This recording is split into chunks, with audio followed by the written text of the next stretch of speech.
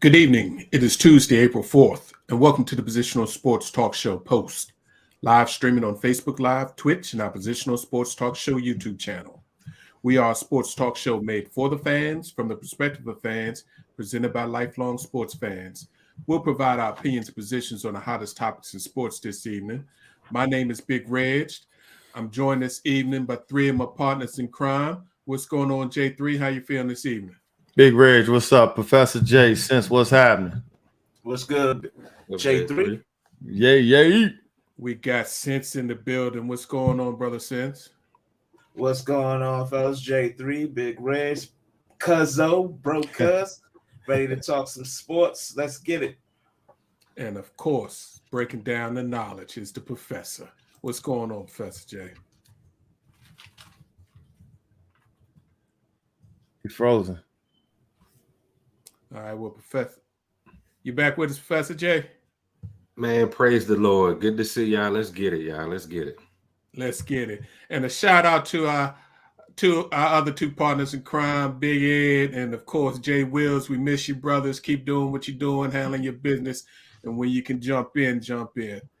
All right, this evening, we're going to give you some quick hits. Then it's all basketball. Going to talk about the NCAA Final Four men's and women's. Give you some NBA news. The professor's going to bless us this evening with some post takes from what I hear. And then, of course, we're going to finish off the show with our final post of the evening. So, as always, we appreciate you tuning in. Please sit back, relax, enjoy Post on the Positional Sports Talk Show channel. Fellas, the women's tournament was great. Unlike the men, there's no rest for the weary. The WNBA draft is this coming Monday, April 10th, be on ESPN. South Carolina's center, All-American center, Aaliyah Boston is the presumed number one pick. Maryland Terps, Diamond Miller is considered to be the number two and number three pick, but a lot of ladies are going to see a dream of theirs officially come true starting next Monday. So shout out to the ladies. Everybody's getting drafted. And you got to remember, the WNBA, it's only 12 teams. They only keep 12 players per roster. It's the hardest professional sports team to make in American sports. Where do you think Aaliyah Boston's going to go? Who do you think going to pick her up? Indiana Fever has the number one pick. The Fever, through some trades and things of that sort, I believe they have two of the top 10 picks. There are three teams that have multiple picks in the first round, so they're going to dominate that. But I think Indiana is going to take her. So after that, we'll see what happens. Well, picking her up, do you think that'll make them a contender to run for a title? No, because the WNBA is starting to get like the NBA partner, super teams. Yeah, the New York Liberty built a monster. The reason why they built a monster because they wanted to deal with the Las Vegas Aces, who add Candace Parker to their championship team. So it's going to be hard for these young teams. But what these young teams are trying to do is position themselves that in 2 to 3 years, they'll be able to take over as these older teams kind of fall off. Any prospects you see, Big Reg, that catch your eye as far as making some noise? It's always interesting because we don't see the European women and highlights of them like we kind of like Victor Wembanyama that we see all the time, who just the highlight that's showing every place is he shot a three-pointer and got his own rebound and slammed it in the dunk all in a matter of So we don't see that from the women's players from all over the world. There's some great women players that end up in the draft that I've never heard of. So it's kind of a wait and see. And again, it's the hardest professional teams to make. Each year, there's anywhere from 2 to 6 number one picks that don't make their teams. Wow. That's amazing. That's crazy. That is amazing. Yeah, I see that the Mystics pick 4th in this draft. So it'll be interesting to see who they pick up. I see that Haley Jones out of Stanford is someone that they, could possibly pick up. But the Mystics need to find somebody who can come in and lighten off the load of Elena Delle Donne and eventually take her place. So they need a 3 or 4 bona fide scorer. Haley Jones is a heck of a player, but I guess my best comparison, I see Haley Jones. Haley Jones is a female Draymond Green without the emotional baggage. She's a point forward, but doesn't have a real outside shot. Cool. So they need a 2-3 or 3-4. That's what you're saying? Yeah, they need a 3-4. They need a tall, long body that's a scorer. There's a young lady, I believe she's from Iowa State. I think her name Ashley Jones, I believe is her name, who came back. And they thought she was going to go in the WNBA last year. Came back for, I guess, a 5th year, hoping to try to go deep in the NCAA tournament, which didn't happen for them. But she kind of fits that Delle Donne mold where she's not a great athlete, but she's tall. I think she's 6'3", can shoot either hand, can take you off the bounce. That's kind of what fits. But whoever they get has to be able to shoot the 3-pointer because last year that's what killed them. Mm-hmm. Yeah, and plus with injuries too, I know you talk about needing someone in that 3-4 position. You definitely need someone that is going to step in. Because Delle Donne has had those back issues, and Right. you need someone like pretty tout to kind of step in for when she misses time because she's not a spring chicken, unfortunately. Absolutely. And with all that surgeries and things she's had, that speeds up the process. All right, fellas, it is the unofficial start of spring this week. It's Masters Week, an event like no other. They are down on the lush greens. Tiger showed up, says he's ready to play. But I heard something very interesting from Tiger, which was really telling. He told everybody he doesn't know how many more he's got left in him. I think he's coming to the realization that leg situation, while he's trying to will himself to get back to being a professional golfer that can play 6 to 10 tournaments a year, his body has been so damaged that. So if you like golf, especially if you like Tiger, you might want to check in. If he makes the cut, that's a great result for him because I'm not sure how many more times we're going to see Tiger in the future, at least actually on. Yeah. I mean, am I alone, y'all? Because I heard that news driving home and almost swerved off the road, man. Like, no Tiger, man. Like, hearing him, like, just confess that with his own lips, man, it was just tough to hear. But we all know health and father time just undefeated. But that was hard to hear. So my question is, how many years has he been playing professional golf? Started what, 95, 96? Yeah, Tiger turned pro after his freshman year at Stanford, so I guess he was 18. Wow. 18, 19. So wow. It's been a minute. I mean, it's just not going to be worth. I mean, golf is always going to be golf, but to me, golf's not going to be worth watching once Tiger retires, in my opinion. They got a bunch of young. There's not going to be a figure like Tiger, but there's a bunch of young golfers. I would argue to say that it's more competitive because it's not Tiger against the field. It's not Roy against all these people that were supposed to challenge Tiger kind of went away. So now you got a bunch of young guys that are in their late 20s, early 30s that can battle against each other. At least make it interesting come, championship Sundays. Can we just say how we really feel? There are no more black golfers like Tiger to pull us to view. Because Tiger was must-see TV. And without that, I mean, it's not going to draw us the way that it has for the past 25 years.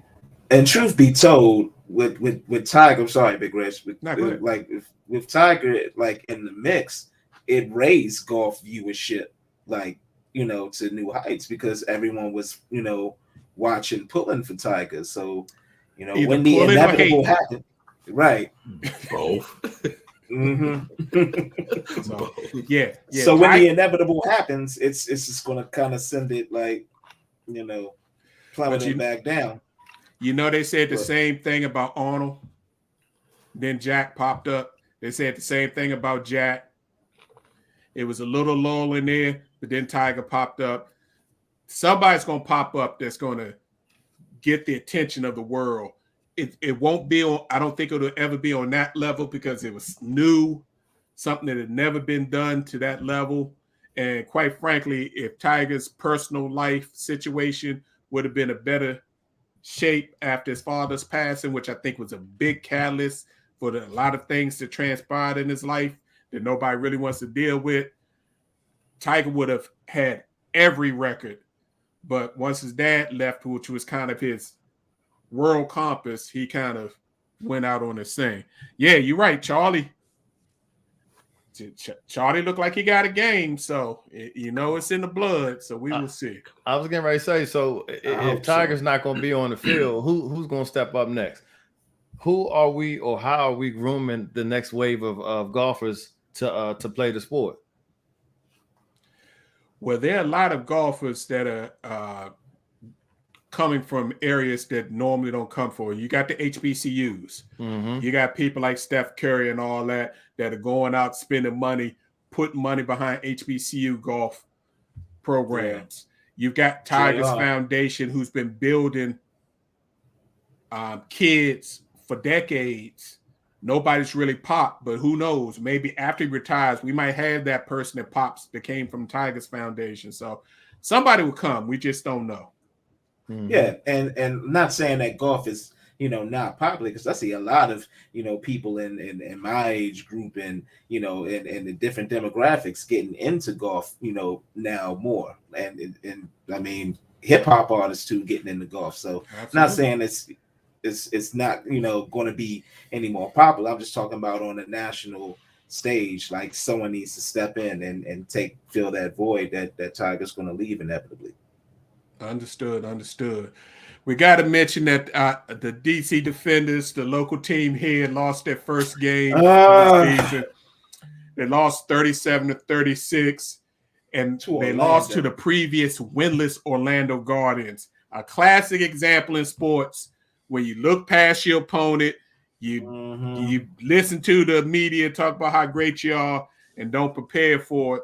So I think this might be a good thing for them. We'll get them back in lines because they've only got 3 more games until the playoffs start. So it was that darn Monday night game. I blame it on that.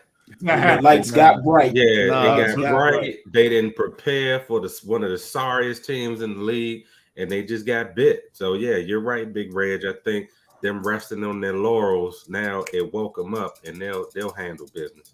And correct me if I'm wrong, but weren't they leading at halftime? That whole game, because I was flashing back and forth on it, they were going back and forth. Whoever had the ball was taking the lead, which is not like the Defenders, because their whole thing was run the ball, play defense. Well, obviously they ain't play no defense because they lost the game. How about that? It just shows you can never take your foot off the gas, ever. Yeah. This Saturday, 2 big bouts on ESPN. Shakur Stevenson, former 130-pound unified champion, takes on Shakira Yoshino in the WBC lightweight 135-pound title eliminator.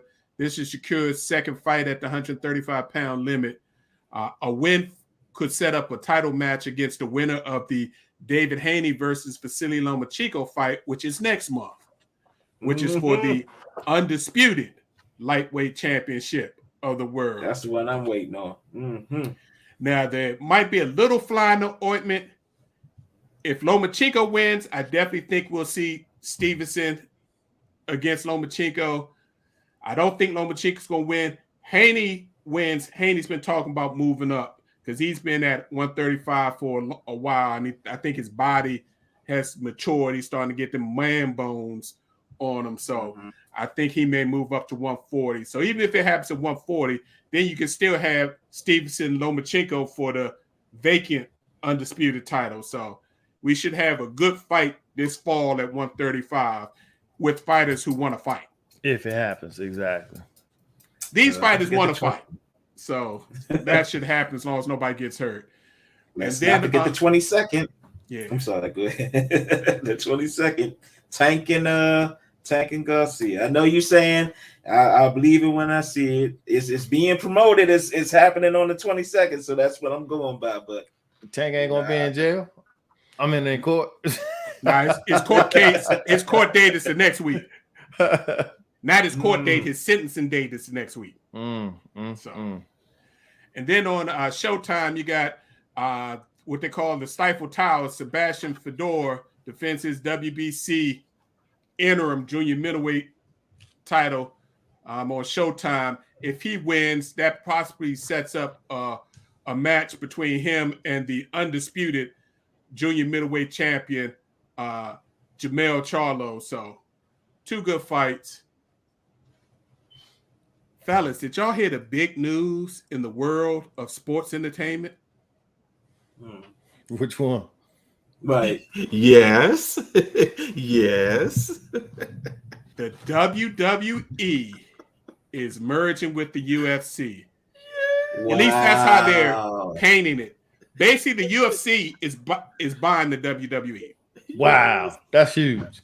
That is huge. Can you imagine Dana White? Oh my gosh. And they're going to take it public. The new company will be known as TKO and publicly traded. UFC's parent company, Endeavor Entertainment, will have 51% controlling interest of this new company, TKO. And the shareholders and the majority shareholder of the WWE is Vince McMahon Jr. will maintain 49%, with both McMahon and Dana White continuing in their current roles with their current organization. So huge news. They're valuing this merger at $21 billion. Oh Man, goodness. all about the money. Wow. Money. Time. Wow. Yeah. Hey, I got my Robinhood app ready. Soon as that show goes public, I'm getting some shares. Wow. 21 billion, which is crazy. They got the UFC valued at a little over 12 billion, which is crazy because just 5 years ago when Endeavor bought it, they bought it for 6.2 billion. And the WWE just under 10 billion, which is primarily a family-owned company. Vince Jr. bought it from Vince Sr. for $1 million. And now the company's worth almost 10 billion. You know Daddy gonna get broke off too. Man, who you telling? Yeah, so Must be nice. yeah.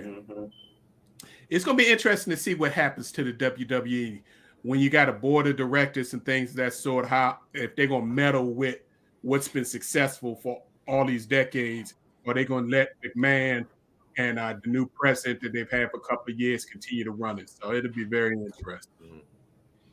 Speaking about the UFC, the other big news is this Saturday, UFC 287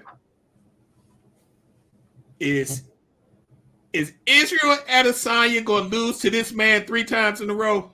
The only man who has ever beat him, Pereira, who beat him years ago in the kickboxing match in Israel in the last fight, was talking about that's kickboxing, this is MMA, I'm going to show him how you do it. And was beating him again, and then all of a sudden, got caught. It happens every time. It's just one of those cases where this one guy has got Israel's number, but he's better than everybody else in the world. Wow. Time will tell. Yeah. I don't know if it happens a third time. I don't know, Israel.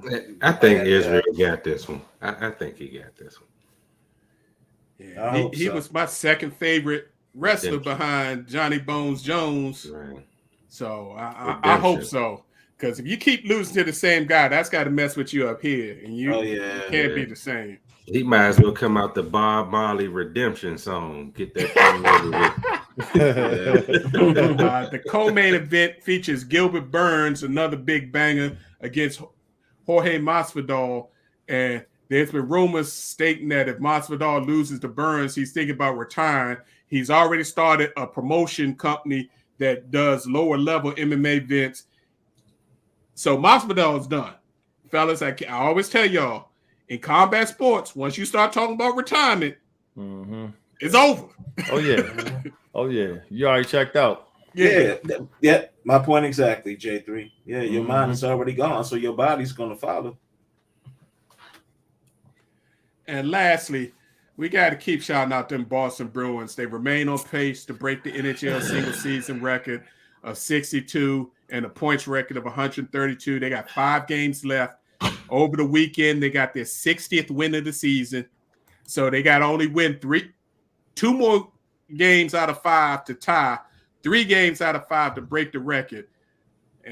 And they joined some heavy company, the 2018-19 Tampa Bay Lightning, who won the Cup, 95-96 Detroit Red Wings when the Big Red Machine was doing their thing, and then way back in the day, the 76-77 Montreal Canadiens.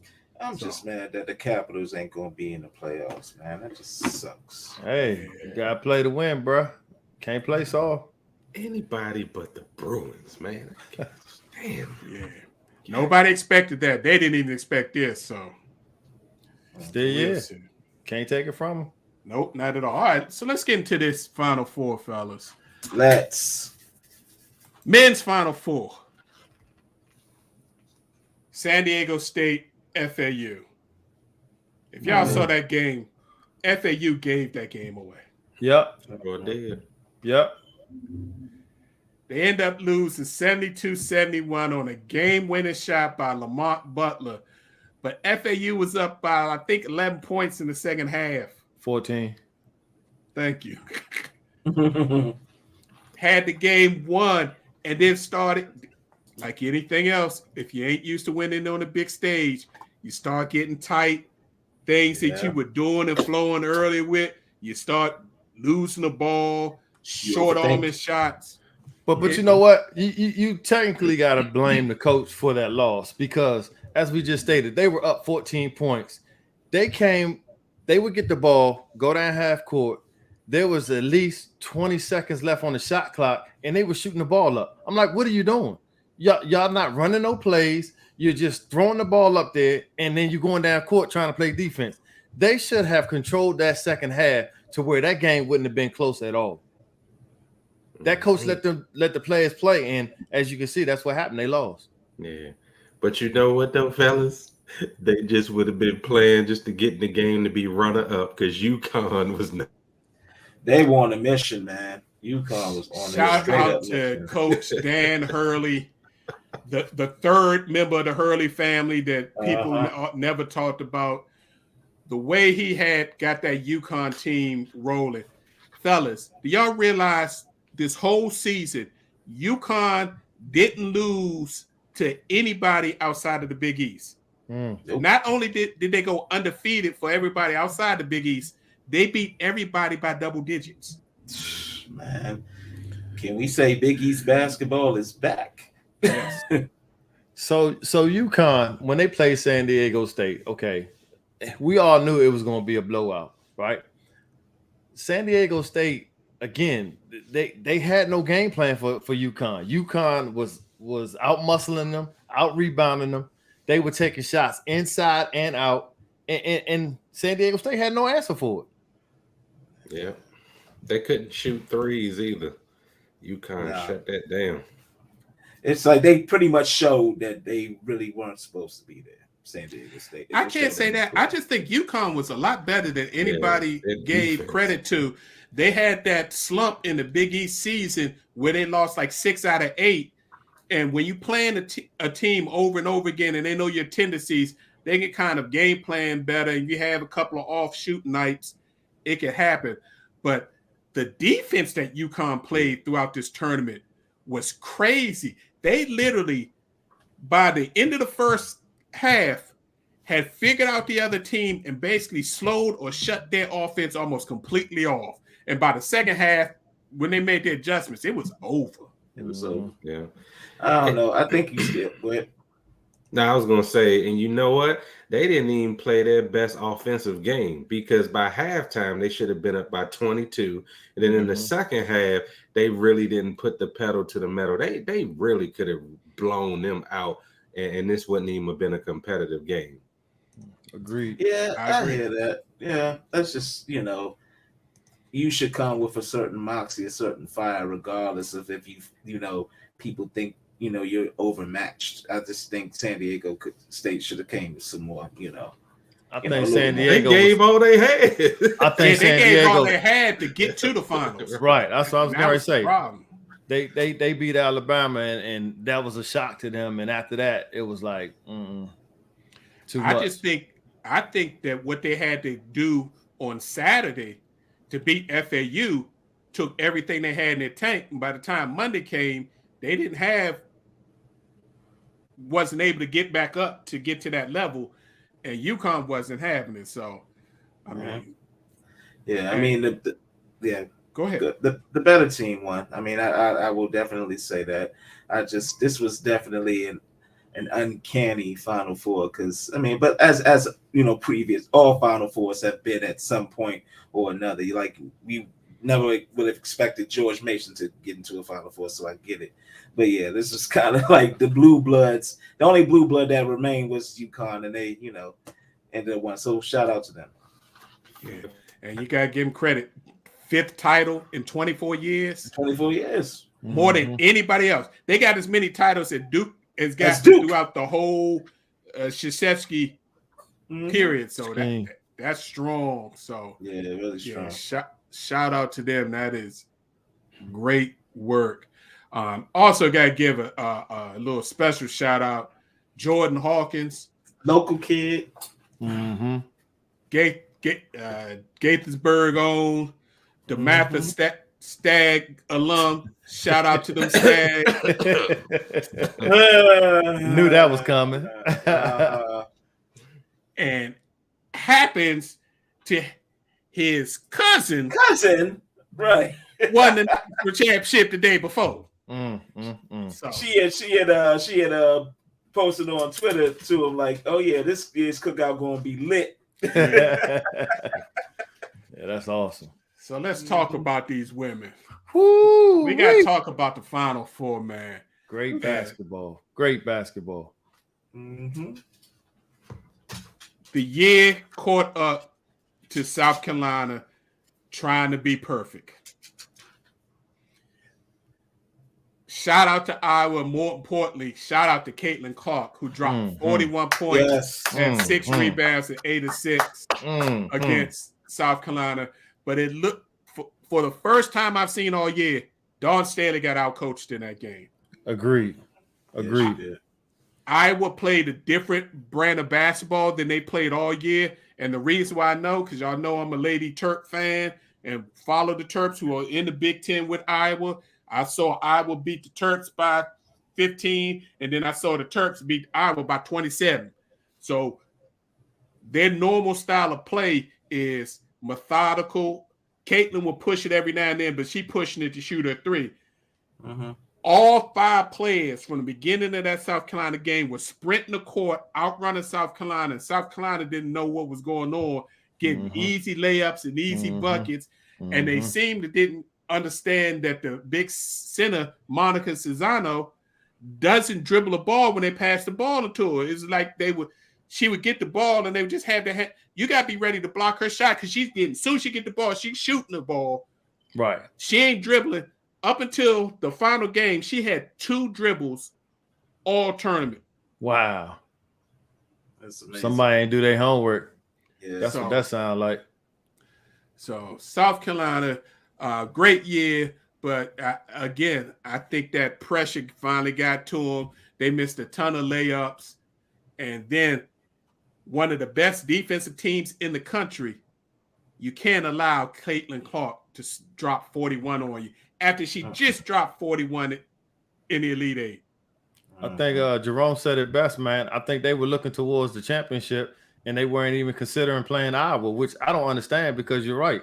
Caitlin Clark is the truth. Right. She's the best player in the NCAA. So why wouldn't you prepare for her? Yeah. Yeah. I guess they just underestimated. They just thought, all Iowa had was Caitlin Clark. But I mean, shoot, that's all you need if you got somebody scoring 40 points like that. Yeah, I just again for once, I think they had a bad day. I mean, fellas, just listen to this stat. 4 of the 5 South Carolina starters had horrific games. The 4 of the 5 starters combined to shoot 3 for 24 for the game. Yeah. And they only had 13 rebounds and 4 assists. Their guard, their shooting guard / point guard, Zia Cook, was the only one of the starters that had a good game. She was 11 for 21. She had 24 points. She had 8 rebounds herself. This is one of the guards. Mm-hmm. You can't shoot 3 for 24, and you got one of the best centers in the country, and combined with 4 players on the defensive team, only get 13 rebounds. Mm-hmm. So it just all fell apart. Mm-hmm. Yeah. They'll be back, though. Oh, yeah. Without a doubt. Locked and loaded. That group won't be back, but she had 3 All-Americans sitting on the bench, and now that they've gone through that, I don't think that'll happen again. UConn will be back, too. Yeah, Mm-hmm. if they can stay healthy. If UConn's top 2 players can be healthy, UConn definitely ain't going nowhere. And then the winners of the whole thing, but we got to talk about them against Virginia Tech. LSU was down 9 points going into the 4th quarter. Virginia Tech had them, and Virginia Tech panicked. Backside's getting tight. LSU outscored Virginia Tech 29-13 in the 4th quarter. It was who wanted it more. That's what that showed. That's the game. That's what it showed. Mm-hmm. Yeah, I like BJ's comment because Boston, when He froze up. when Timmy got in foul trouble, how it just changed the whole dynamic of their team, and they just never really recovered. Yeah. Seems like the refs were definitely on one in this championship, because a lot of people would argue that the refs were, and we'll get to it, I know, in a minute, but a lot of people were arguing that the refs were kind of like calling some ridiculous fouls in that championship game. Yeah, speaking about the championship game, what LSU did to Iowa, South Carolina should have did. Mm-hmm. LSU told everybody up front, we will not allow Iowa to play us the way they just played South Carolina. Mm-hmm. They're going to respect our shooters, even though they don't shoot historically great. We're going to show them we can shoot. And they jumped on them from get-go and Coleman never let up. Yeah. Jasmine, that's her name. Yeah, she got it started early, hitting them big shots. Mm-hmm. Yeah. And she scored 6 points in the previous 3 games combined and dropped 21 in the first half. Yeah. They don't give enough credit to the Draymond Green of their team. That young lady Poole, man, she is a dog. Man, I love her game, man. She just rebounds. She plays defense. She hustles. Man, she was glue for that team. Mm-hmm. And they let Iowa know, specifically Caitlin Clark know, we're going to be up in you, and it's going to be a long day. We can't stop you. You're going to get yours, but you ain't going to be out here showing off, not only scoring yours, but getting everybody else involved in the game. But that's why I don't understand why South Carolina's game plan wasn't that way. It just baffled me that they just allowed her to just get what she wanted, pretty much. Professor J, they didn't prepare for it. They really did. Yeah, I was just going to say that. Just another case of seeing past your competition. Right. They saw past Iowa and looked straight to facing LSU in that championship, and didn't respect their opponent. And yeah, I kind of look at it a little different. There's been a couple of games during the season where South Carolina kind of started in a funk, but they was always able to figure it out. And by the second half, because of their bench and their depth, was able to kind of blow the other team out. I think they were waiting for that. Okay, we're going to get going. We're going to get going, and we're going to take over this game and just get in control. And it never happened. against the player of the year. That's negligence. I hate That's it. negligence, true I hate it. negligence. And then missing layups, what didn't help either, and getting out rebounded. Yes. They weren't ready. They didn't play. Yeah, that's I Dawn definitely got out coached, but I think that was more on the players themselves to, get that emotional, we're not gonna let this happen. And because again, this was the best defensive team in women's basketball all season, and they just let them run around doing whatever they wanted to do. That's on the players just not there. They weren't so. Yep. We got to talk about real quick before we let this go. LSU crushed Iowa. The 102-85 score really doesn't show how bad it was in the second half. But let's talk about the historic element of this game. The women's game, who we've been promoting women's sports, fellas, since we've been on doing this show. And those out there that say nobody watches women's sports, who gonna watch women's sports? Why would I do that when I can watch a men's game or all that? They don't deserve to be on TV. You put them on TV. Guess what happens? The national title game had an average viewership of 9.9 million. That's average throughout the whole thing. They had a high of over 12 million people watching that game. Now they're going to try to put it all on Caitlin Clark, and she helped it. But it wasn't about just Caitlin Clark. See, I don't know. See that spin? Oh yeah, absolutely. Oh, it was a spin. Whoop! I was going to touch on it, but they had the highest attendance ever throughout the tournament. Highest viewership ever throughout the tournament. And they were on ESPN, and a few games was on ABC. What does men's game tournament have? Most of the big games are on CBS throughout the tournament. Right. So just imagine, again, putting money behind it, promoting it correctly, putting them in proper venues, how much this can grow. Absolutely. And they lose the money because the TV contract that they have, they didn't even ask for additional money for the women's game. It was included in all the other sports that ESPN broadcast, softball, baseball, all that. $32 million for all the other sports for the NCAA. When they have respect on their name. An evaluation right now in the women's tournament of at least $60-70 million, and they say in 2 years it'll be over $100 million just for the women's tournament. Yeah, it's crazy. They're gonna wake up and realize what they lost. Yeah. Okay, fellas. So now it's time. We got to deal with the elephant in the room. Which one? I actually think there's two. They are. So which one are you gonna go with first? Yeah, I'll leave it up to y'all. Y'all open it up. Okay, so let's talk about Jill Biden first. Let's talk about Jill Biden since Jerome brought it up.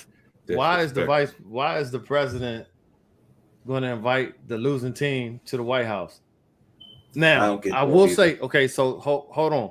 And putting on my diversity hat, right? It's a good look if she had an agenda and or a purpose for inviting the losing team to the White House, but she didn't. She just said she thought it would be a good idea. Well, there's been so many other sports. There's been so many other national titles, championships. No other person or other team has been invited to the White House. Why now? Yeah, and to your point, if you want to avoid the backlash that just happened, you announce before the championship game that you're going to invite both teams. So regardless of the outcome, then that's what you get. It looks very disingenuous that we knew you were there for Caitlin Clark in Iowa, and then when they lose, it's like, oh, they played a great game. She played a great game. We're going to invite them too. It just really looks like that race card has been played in this situation. Because like you say, and I'm one that will say you don't always have to go with tradition, but that's why I say, and if you're going to do that, announce it beforehand so that when your person that you wanted to win loses, it don't look disingenuous. Right. And it raises eyebrows, like totally. Like, again, like if you had, the intent of saying, I want to use this to, bring, all of us together, bring the women together, shine a light on women's basketball, blah, whatever have you, then yeah, that's cool. But announce that, to your point, Professor, before like the national championship happened. Mm-hmm. You doing this is going to prompt questions. It's just, I think this was an idea that wasn't thought out all the way through.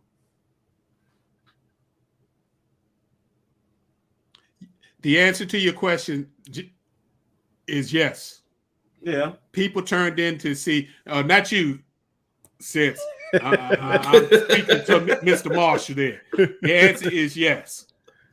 People tuned in to see the national championship game. Caitlin Clark added to it, but it wasn't that much adding. They were 100%. She was already on a tear. Yeah. So, and then the fact that the First Lady also didn't take in the fact that the other elephant in the room was already a big issue. And I gotta respect Angel Reese for her explanation of why she did the John Cena, you can't see me, and the put a ring on it, we get a championship ring thing. She told everybody right after why she did that. Mm-hmm. And it wasn't just the fact that Caitlin Clark, again, I watch a lot of Big Ten basketball. Caitlin Clark been talking trash, been getting in people's faces, acting a little ignorant sometimes, and definitely entitled all season. Mm-hmm. And what she did to South Carolina when she was supposed to go out to check a player and just wave them off and turn their head. Disrespectful. LSU saw that. Right. LSU saw her do the John Cena mm-hmm. to Louisville in the Elite Eight, just 2 games further. So they was not going to allow her to be disrespectful and make sure she understood that we ain't having that. And if you haven't followed Angel Reese and this is your first time hearing about her, she's a local kid. She's from Baltimore. She grew up playing basketball with the boys on the blacktops in Baltimore. So she used to getting down and dirty, and that's how she rolled. That's probably the reason why she didn't work out with Brenda Freeze. Now I see Kim Mulkey let her ladies be themselves because she was a firecracker when she was a player. So she's like, they got personalities. I let them have their personalities, be themselves. As long as we're on the same mission to get to the common goal. So she told everybody, y'all talked about me all year, said I was too ghetto, too hood, wanted me to change. I'm going to be me, and I'm not going to let anybody be disrespectful out here on the court and let them get away with it. I ain't mad at her. Yeah. What y'all say? Yeah. I know Professor's a little more educated and can come at this from an educational point of view, but from my athletic point of view, I was like, do your thing. I mean, look, and Caitlin Clark knew this too, and she, basically just she got humbled. You was talking all that stuff. It was your turn. Like, and there's nothing you can say about it. You got to hold that L. You got to take all that you was giving back. If you dishing it out, you got to be able to take it. Right. So I will give Caitlin Clark some kudos because she was interviewed about that, and she acknowledged the competitive spirit that she shares along with them. Now, I don't care what you want to call it, but you should be respectful about it. When you play on these playgrounds and you grow up in areas where you got to scrap and play ball, that's why these players are on the stages that they are. And not taking anything away from Caitlin Clark, because I'm sure she scrapped and clawed to get to where she is. But I love the fact that she said, don't point the finger at that young lady from LSU. Don't dog her out because I did the same thing. And that's the competitive fire that we play with. So y'all shouldn't be on her case about what she did. So she owned the fact that she played and was competitive the same way. And then said, look, don't be coming down on her because she gave it back to me. And I respect that. Truly. Yeah, that was a good point. She never played into it from the get-go. Even after the game, she said, I didn't see it. She was leaving it alone. So it wasn't her. It's everybody else. It was the media. It was the media. It was the media, and it's a damn shame that we still have to show how racist things are in America. Plain everybody came out the woodwork just like 2016, and we all know what happened in 2016 when who were nameless came out and was elected president. Everything came out the woodwork, just the same as when Caitlin Clark lost and Angel Reese did to John Cena. Everybody just came out the woodwork, voicing their opinions, and just let their racism show, and it was just ridiculous. Agreed. And not only was it racism, it was also sexism. Truly, yeah. Because if this was the men's championship that happened, they wouldn't say anything about that.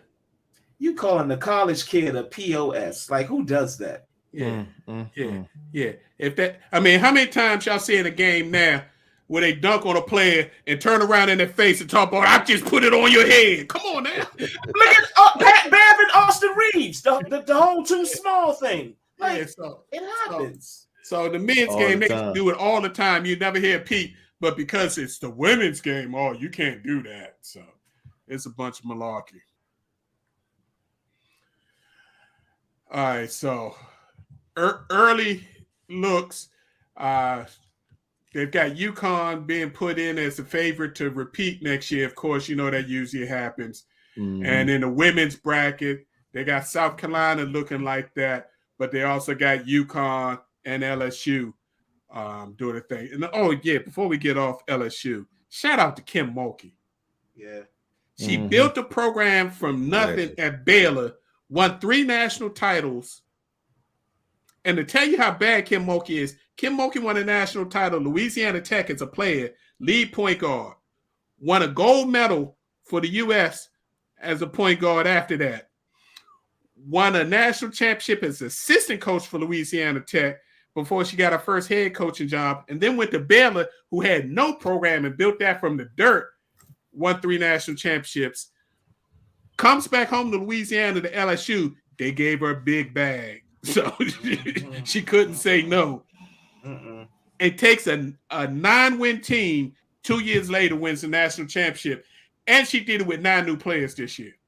Yeah. So you think she knows a little bit about basketball? Is that what you're saying? And real quick on Connecticut, because I heard this earlier in the day. Shout out to Dan Hurley in UConn again, and he got rewarded with an extension. So now he's extended through 2029. So Hurley's the perfect coach for that program. Again, UConn is a blue blood. Jim Calhoun built it. Kevin Ollie won a title there. You've got the 3rd coach winning the national title at a program. That program's a blue blood. Yeah, it's truly a blue blood. And with the connections the Hurley family has in high school basketball and in college basketball. A legend in high school basketball. And the father, man, yeah. You recruiting from Jersey City and New York City? Come on, you're going to always have players. So you don't think the portal's going to matter with that team, huh? No, I think he'll get players from the portal too because they see how UConn plays, so it's going to be fun to do that. But he doesn't have to live off of the portal. Right. Because he's got a direct pipeline to high school basketball through his father. So, yeah. Makes sense. Yeah. Let's move on to the big boys, NBA. Golden State got some good news. Still have to, keep it tempered a bit, but guard forward Andrew Wiggins reported back to the team today. He's supposed to be on the bench in street clothes for the game tonight. They're possibly talking about that he might get back for a game this week, but the goal is to get him ramped back up so he'll be ready for the playoffs.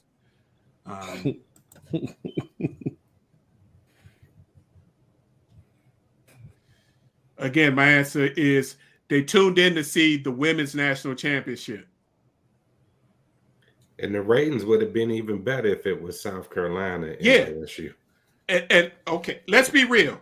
LSU got off. Because if South Carolina would have did what they're supposed to do with Iowa, LSU can't beat South Carolina. LSU South Carolina destroyed LSU the one time they played this season. Angel Reese's worst game of the year was against LSU because it was they had so much hype that was a problem. So, yeah. South Carolina LSU would have been just as big of a game, if not bigger, because everybody been looking to see for the perfect season. Mm-hmm. So back to the NBA.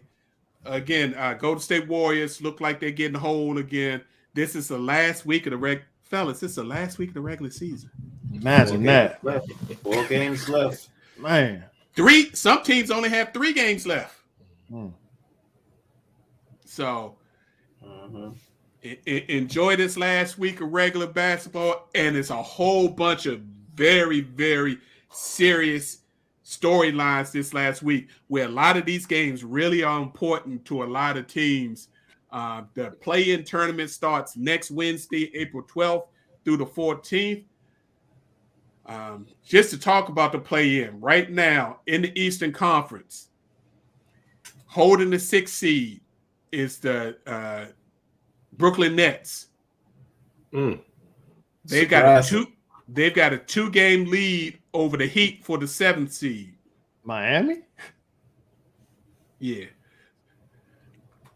After that, it looks like the Hawks, Raptors, and Bulls are going to figure out 8th through 10th seed.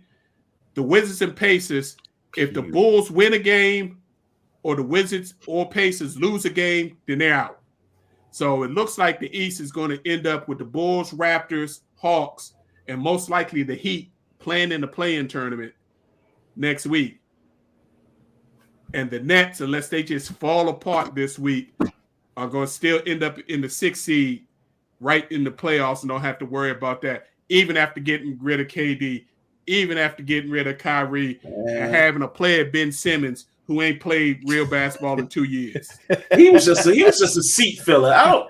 Man, he just need to go ahead and retire. Like, your back's been out for like the past 2-3 seasons. Like, come on, man.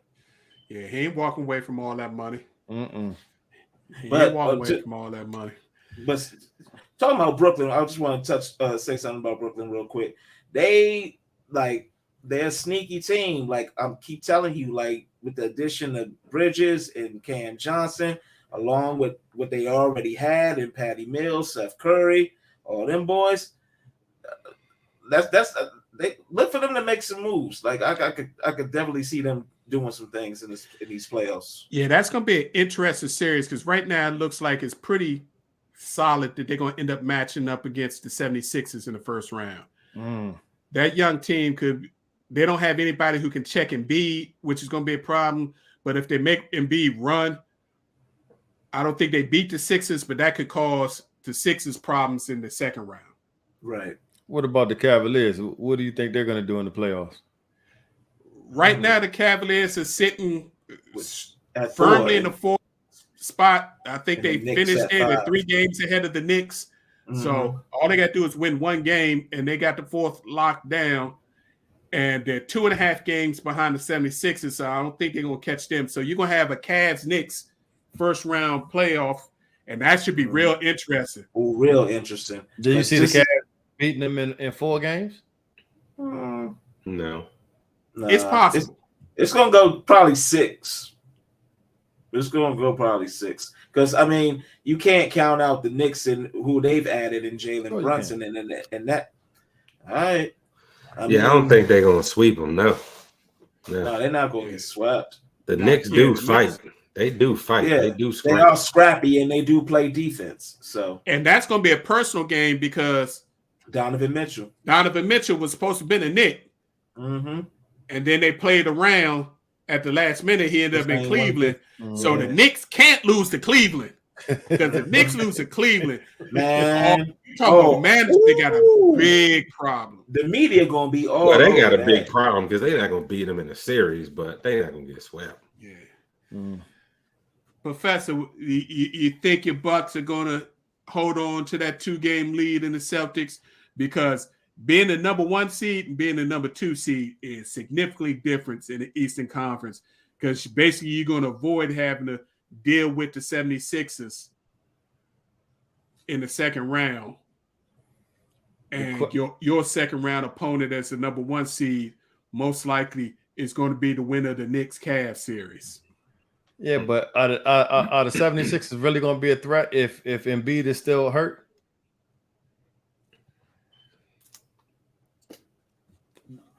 They may not be a threat, but why do you want to deal with them?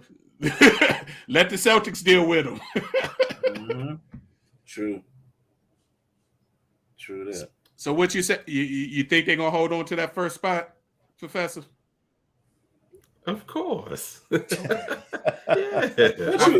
What you expect them to say? Right. Bugs. Yeah.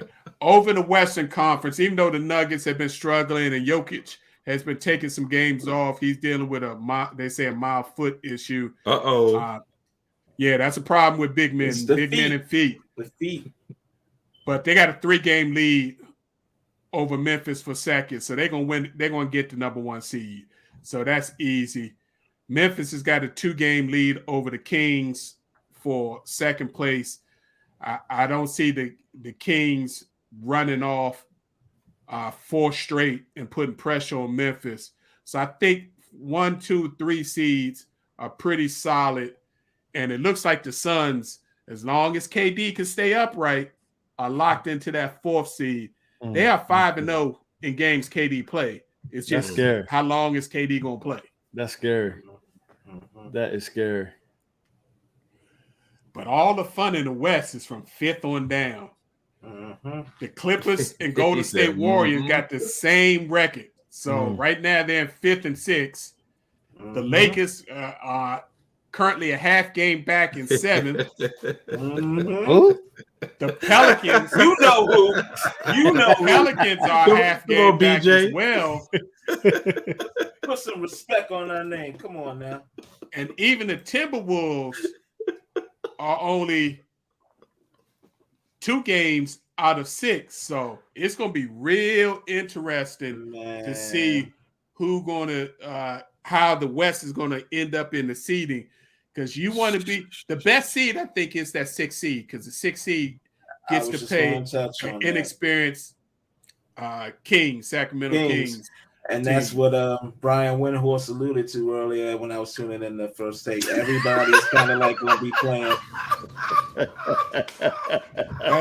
That's low, BJ. That's low. It's not low. It's not low. I can take it. What's your Clippers doing, BJ? What's your Clippers doing right now? I'm gonna just leave it at that. But anyway, Westbrook said he gonna make sure y'all know who the Clippers are in the playoffs. Okay, and how's that been going so far with Mr. Turnover? Yeah, we'll see. Don't bring up Russell Westbrook. That's probably the weakest argument you could have brought up. Anyway, as I was saying about Windhorst, everyone's trying to get to that 6th seed and probably will, do some like finagling like in these last few games to try to avoid playing that 5th seed and playing Phoenix and even worse. BJ, what's going on? Y'all lost to the Nuggets without Jokic. Like, come on now, don't do that. Anyway, so yeah, that. So if the Lakers win tonight and the Warriors lose, speaking of the Warriors, we will trump them because we own the tiebreaker over them. How about that? Boom. And the elephant in the room in the NBA, the Dallas Mavericks. Kyrie show up and they go 3-8. Stinking it up. Word on the street is they might be shut down for the rest of these games if things don't turn around. Yeah, right now they're only 1 game out, so they got to keep playing them. They 1 game out of the 10th seed in the play-in. But if the Thunder win 2 more games, I could see them shutting them down for the last 2 games of the season. But I've been saying this for a couple of years. Kyrie's a hell of an offensive player. He doesn't make teams better. Nope. And people see his skill set and his ability to score that he creates for himself. And Kyrie's one of the best players. Kyrie has never been one of the best players. And you add on to that he's not a leader, even though he thinks he is. And the fact that he's been a cancer in most teams. Now, I will give him credit. They say he's been on his best behavior in Dallas, but he affects a team in such a manner and to have 2 ball dominant players, it's a problem.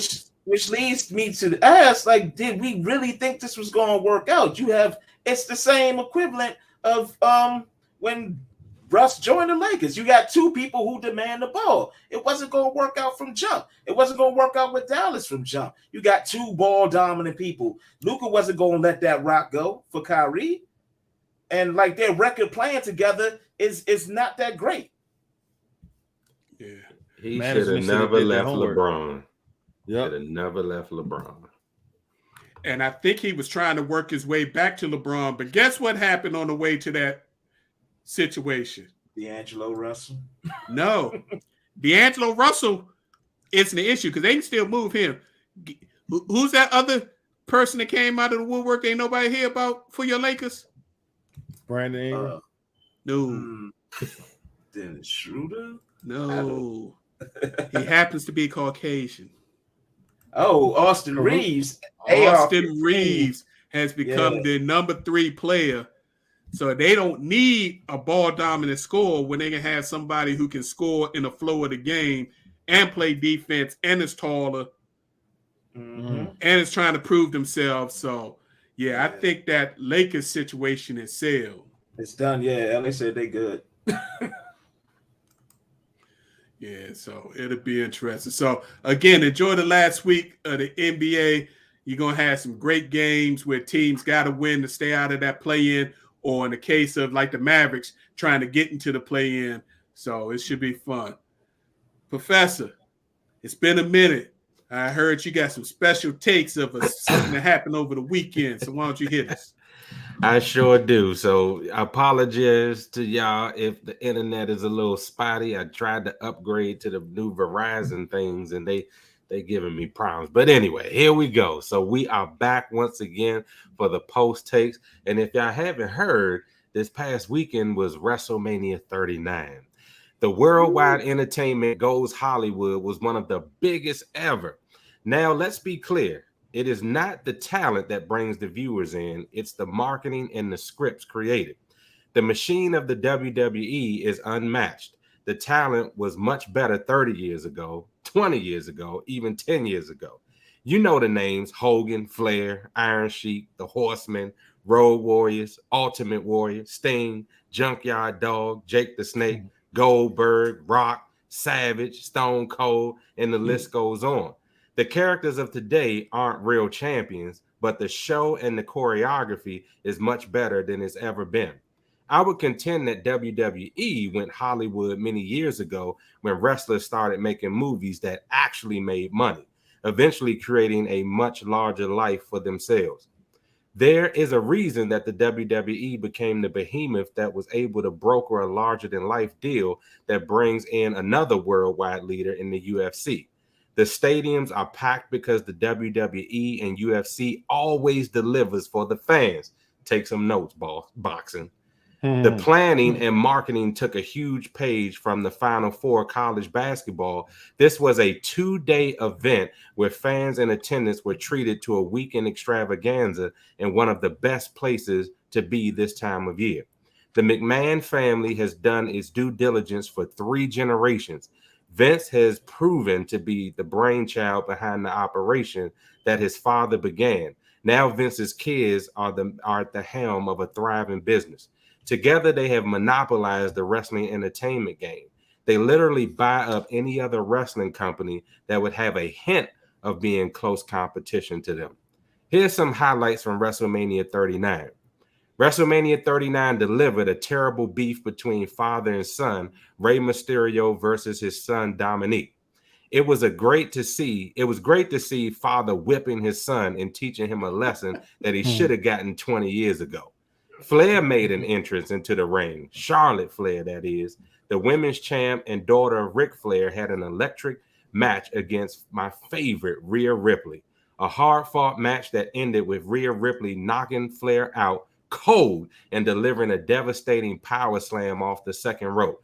Ripley became the new women's champion. No Undertaker, but there was a beast. Brock Lesnar battled the Nigerian giant Almost. A nice battle of 2 of the largest and strongest men in the WWE. Brock got the win as almost is over 7 feet, but his limited athleticism and time in the business eventually cost him. McIntyre, Sheamus, and Gunther was one of the best fatal three-way matches of all time. McIntyre and the Celtic Warrior beat each other to oblivion, and Gunther came in for cleanup. It was a great strategy to retain his Intercontinental Championship. Bianca Belair delivered against Asuka. The EST began the demise of Asuka with a power bomb outside the ring. She was just too big and powerful for Asuka.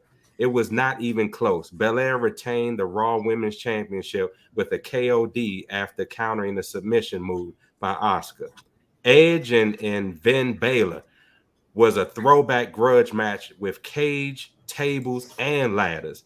Edge, almost 50 years old, took a beating but used the weapons in the ring to give him the edge, pun intended. He exacted revenge on Balor with a series of chair bashings over the head and back.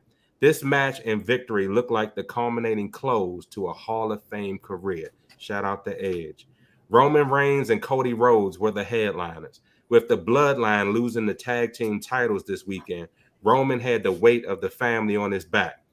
This was a good match, but far from a classic. The son of Dusty Rhodes always delivers. Predictably, it was a back and forth battle. The big moves and submission holds went back and forth. They were both a testament to the choreography and acting of the sport. As always, the referee gets knocked out inadvertently, and the two combatants knock each other down with a double clothesline. The Usos cheated, and Kevin Owens and Zayn came to defense.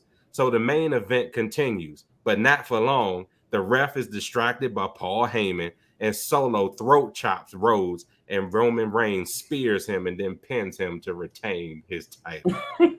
So 39, it delivered. If you didn't watch it, it's on replay on Peacock. If you enjoy worldwide entertainment and this style of wrestling, go back and look at it. It was truly a treat for the entire weekend. And these are your post takes. Back to you, Big Red. I see you still a big fan, Professor. Of course. Of course. Yeah. All right, fellas. Well, a little long today, but we had some good things we need to talk about. So let's get out of here. It's time for our final post. J3, why don't you start us off? Absolutely. So real quick, again, we're in spring season. There has been articles put out that if you walk 10,000 steps a day, that you're going to be healthy. Well, let me just tell you, you do not have to walk 10,000 steps to be healthy. For individuals that are 50 and older, you just need 6,000 or more. So keep that in mind. Good news. Amen. Good news. Amen. And it doesn't have to be every day. I've read that article that you sent me. If you do it twice a week, it gives you almost the exact same benefits as somebody doing it every day. Correct. Hey, what about us that are younger than 50? You got to step your game up. Right. Step up. You got to step your game up, bro. Step your game up. We got the Peloton, Prof. Sense you up. All right, so this is directed to Commanders fans. Commander fans, I know it seems like a long road, but the end seems to be near. Looks like this deal is going to get done at the May League meeting, and we may potentially be seeing NFL's, well, I don't know if it will be like primary, because I know Hobson, Melly Hobson is a part owner for the Denver Broncos, but a second African-American owner in Magic Johnson for the Commanders, and the Snyder era will finally be over. Hallelujah. Don't forget Thank about you, Jesus. RG3. Oh yeah, RG3. I'm just praying for May. Hopefully this deal gets done, and yeah, that black cloud can leave DC and go wherever he gonna go. Professor, what you got for us? All right, today I want to give a shout out to our alpha brother Wade Woolfolk. This is one of his t-shirts that I'm sporting tonight. He's also an author, somebody. Just giving a shout out to him because he's done some great things in the community, for the community, and for all of you fans out there. So check him out if you get a chance. He's doing great things, and he's honoring his commitment to serving the community. So shout out. Give us that name again because you had a little glitch. Yeah, Wade Woolfolk is his name. Okay, appreciate it. And I just want to remind everybody, we are 3 weeks and 2 days away from the NFL draft. And why do I want to remind you of that? Because everything you hear about the NFL draft over those next 3 weeks and 2 days, half of it, or actually more than half of it's going to be lies. It's line season. Teams are not going to tell the truth because they don't want to give up their draft strategy. So over the next 3 weeks, don't pay a whole lot of attention to who's getting drafted and whose new draft position.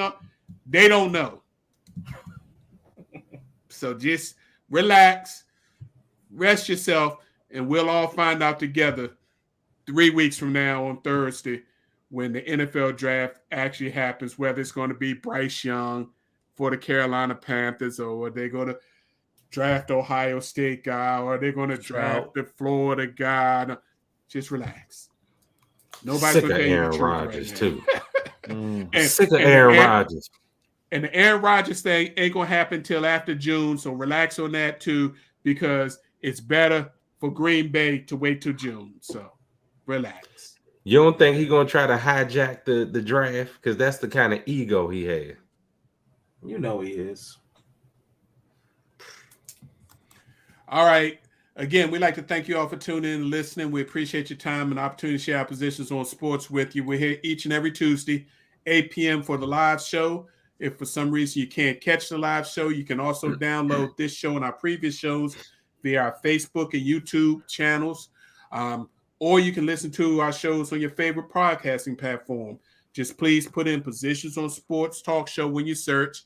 You'll find us and check us out. Professor does a great job of uploading that information for us, and we greatly appreciate him for that.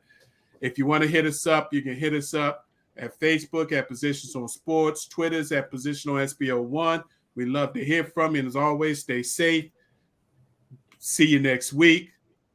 Peace. See ya. Happy Easter, everyone. Happy Yes, sir. Easter.